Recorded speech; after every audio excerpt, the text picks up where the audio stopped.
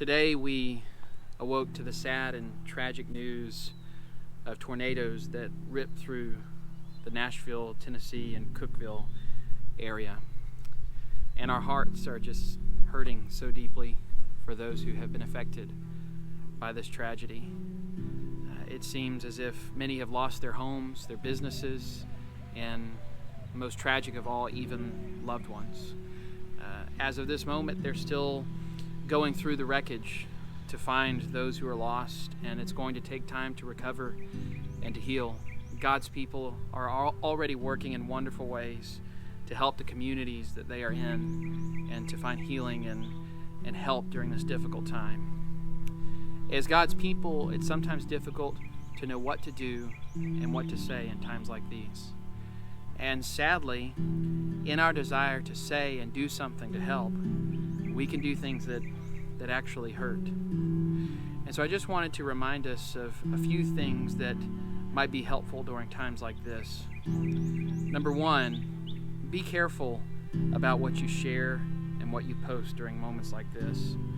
Sometimes news is coming out quickly and even quicker than the truth itself, and we can share things that are untrue, or even if they are true, hurtful and harmful to others who might not know about the news of a lost one quite yet.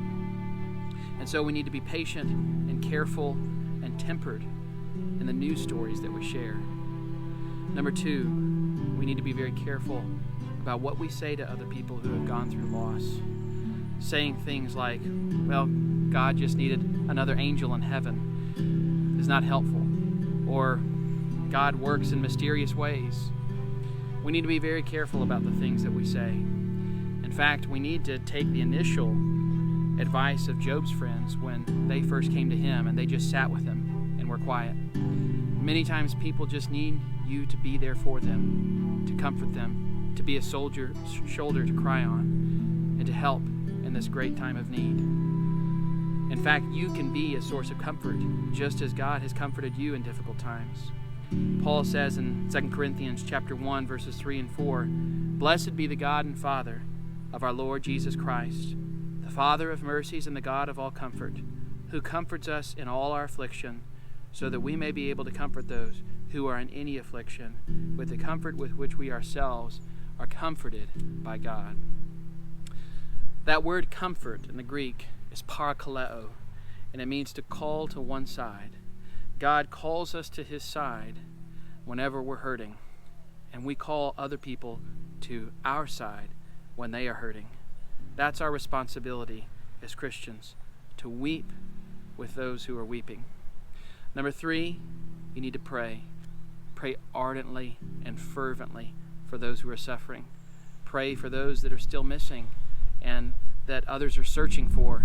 Pray for recovery and healing. Pray for peace.